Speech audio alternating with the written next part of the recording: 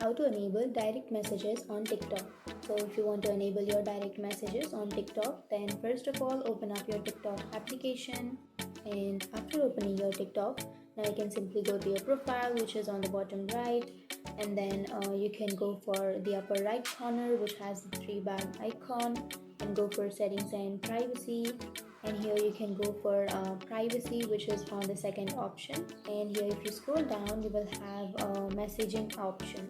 You can simply tap on that, and then you can go for the first option, which is messaging, and here you can select if you want to enable your messages, then you can select followers you follow back and people you send messages to, or you can select everyone, or you can select suggested friends. So if you want to enable your messages for everyone, then you can simply tap on everyone, and you can go back, and that's it. That's how you enable your direct messages on TikTok. And if you have any questions, feel free to comment below. Thanks for watching.